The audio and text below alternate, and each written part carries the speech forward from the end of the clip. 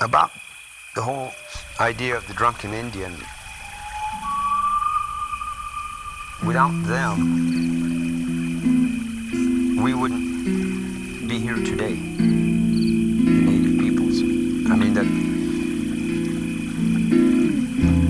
because there was a time as a native person in America, I mean, obviously we went from being the only people here to where we became the enemy of the people who came to take it away from us.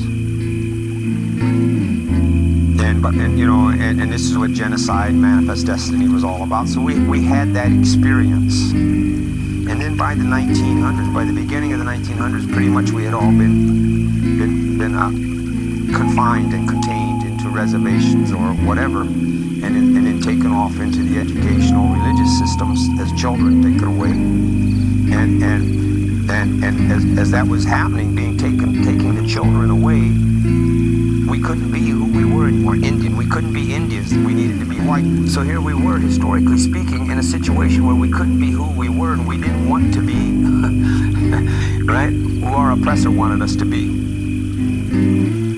So I think that's what that whole period of that so-called, that whole period of that drunken Indian time, that so-called period of time where the drunken Indian, where that image and that stereotypical thing came. But this is the Indian that saved us.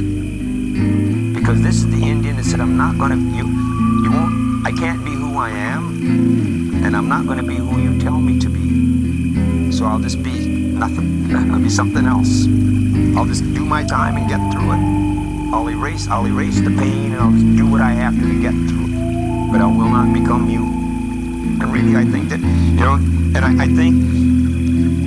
I think that they're the ones who saved something about us as native people by refusing to submit. This was their rebellion. This was their way. And then later when the activists came along, I always felt that they made it possible for us activists later, because if they hadn't taken that route, they would have had to have the white mind or be destroyed from trying to be who they really are. So they protected the identity of who they really were, right, through this mask, wearing this disguise. I'm a human being. You will not recognize me as a human being, as who I truly am. So I will hide that, because I will hide that behind this, so that you don't kill me.